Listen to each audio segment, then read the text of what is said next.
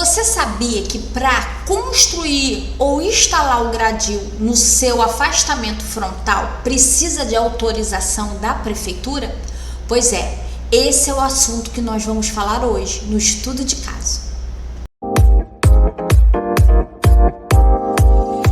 Olá, sou Tatiana Botelho, técnica em edificações há quase 30 anos e especialista em regularização de obras e imóveis. E no vídeo de hoje eu vou compartilhar com vocês 2 estudos de caso sobre instalação de muros e gradis no afastamento frontal dos respectivos imóveis. Sim, esse serviço precisa de licença e aprovação junto ao município.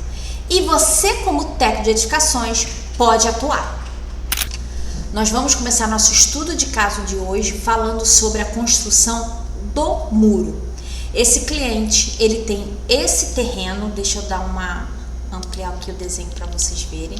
Esse aqui é o tamanho do terreno dele, bem comprido, e ele precisava fazer a construção do muro, então ele precisava da autorização da construção do muro frontal. Aqui está a representação da rua e aqui a indicação do terreno dele. E nós chamamos um trecho para ficar maior e chamar a atenção do fiscal da prefeitura. Nós chamamos a atenção para o muro frontal dele com as medidas, a altura de 1,80 m de muro, onde vai ser a entrada do veículo, a entrada do acesso de pedestre, número do vizinho da direita e da esquerda, o número do PAA. Aqui nós colocamos a largura da rua, o referencial de nível do imóvel e o nome da rua aqui para preservar o cliente. Eu tirei o endereço e alguns dados particulares. Mas essa aqui foi a planta que a gente apresentou para a licença da construção do muro dele. No carimbo nós colocamos projeto para licença de construção de muro frontal em terreno situado na rua tal, número tal, foi aqui na freguesia do Rio de Janeiro, na região administrativa. Planta situação e planta baixa. Qual é a planta situação e a planta baixa dele? Tá aqui. Essa aqui é a planta de situação, mostrando todo o terreno e a rua, e aqui está o detalhe da planta, que na época podia 1,80 m.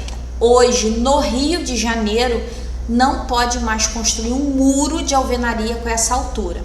Aqui o muro de alvenaria tem que ser até 1,10 m e acima de 1,10 m tem que ser um gradil ou algum material que dê a visibilidade para dentro do terreno. Mas na época esse 1,80 m era possível e ele recebeu a autorização para construir, a licença de obra. Então esse cliente recebeu a licença de obra, executou o muro e nós tiramos o aceite da obra. Não é um habite, é o aceite de obra, mas é um processo, como vocês estão vendo, bem simples. Exatamente só essa planta, Tatiana, que você apresentou à prefeitura? Sim, foi somente essa planta. A representação do terreno como uma planta de situação. No caso dele, ele tem bastante curvas de níveis, então eu representei as curvas de nível dele. Dúvida, você precisou de uma topografia para levantar as curvas de níveis? Não. Na planta aerofotogramétrica, ela está demarcando as curvas, então eu utilizei as mesmas curvas da planta aerofotogramétrica e coloquei aqui na planta de situação dele. E representei só o muro da frente, com 15 centímetros de largura, 1,80 m e coloquei as medidas. Abri o processo com a documentação da responsabilidade técnica, as declarações, tudo conforme a prefeitura exige. E o processo dele foi liberado. Hoje o muro está lá construído. Infelizmente eu não tenho uma foto aqui no momento, mas foi construído. Agora a gente vai ver o segundo caso de instalação, só que agora é de gradis. A instalação de gradis e a construção de muro é o mesmo procedimento, é da mesma maneira, é um processo bem simples que o técnico em edificações pode sim fazer. Agora a gente vai ver o estudo de caso do gradil. Esse é o estudo 2, é a instalação de gradil. Eu vou dar um zoom aqui no desenho para vocês verem. Nesse caso, eu só fiz a planta de situação, porque como é um gradil, é muito simples você indicar ele na própria planta de situação. Então tá aqui, ó, o tamanho do terreno com as suas medidas, todo o entorno, a rua, a caixa de rua, e aqui nós colocamos, ó, o rebaixamento de meio-fio, que é o acesso de veículos aqui. Aqui tem outro acesso de veículos, ó, o rebaixo de meio-fio, acesso de veículos. Aqui é um prédio multifamiliar. Então nós colocamos os dois acessos de veículos e aqui é o acesso de pedestre. Aqui a gente representou o condomínio e aqui a gente colocou o portão, tá vendo? A direção que ele vai abrir para cá, a grade, o tamanho dessa abertura e aqui também o tamanho do portão de pedestre e aqui o tamanho da abertura de gradil. Nós indicamos a calçada ter uma árvore, então a gente indicou a árvore, indicamos o poste. Deixa eu ver se tinha mais alguma coisa aqui. Não tinha. Então é bem simples. O carimbo nós colocamos projeto para licença de instalação de gradil do condomínio multifamiliar situado na rua tal, em Botafogo, Rio de Janeiro. O processo foi esse aqui, bem simples. Tá vendo como essa planta é mais simples ainda do que a primeira, que também é simples? Então, o processo de licença de muro e gradil, você tem que representar exatamente o que você vai construir. Você precisa representar, sim, todo o entorno do terreno, para saber a medida do terreno, porque um dos documentos para abertura do processo é a matrícula do imóvel. Então, você vai apresentar o RGI, vai mostrar o tamanho do terreno, vai representar ele na plano de situação e vai indicar se é um muro ou se é um gradil. Esse foi bem legal, que olha aqui que eu vou mostrar para vocês.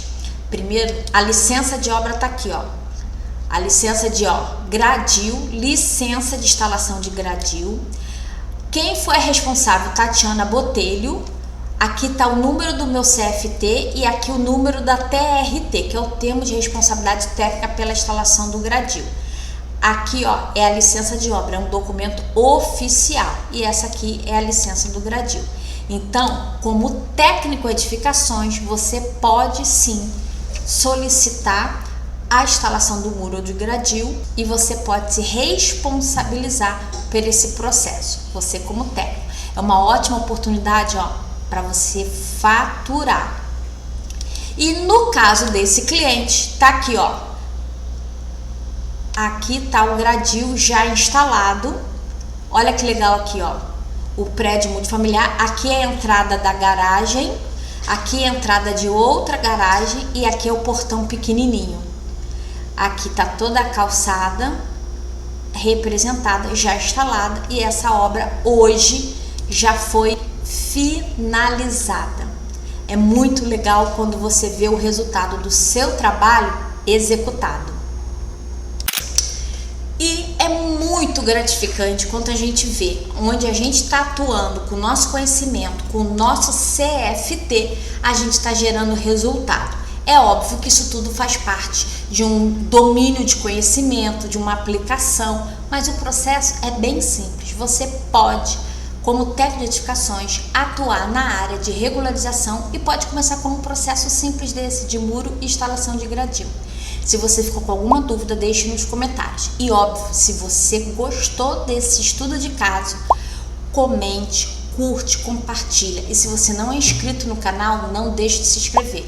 A gente está trazendo toda terça-feira um estudo de caso novo e às quintas um conteúdo para agregar conhecimento e para a gente juntos compartilhar que técnico pode sim atuar na regularização e pode faturar mais de 10 mil reais com a regularização de obras e imóveis.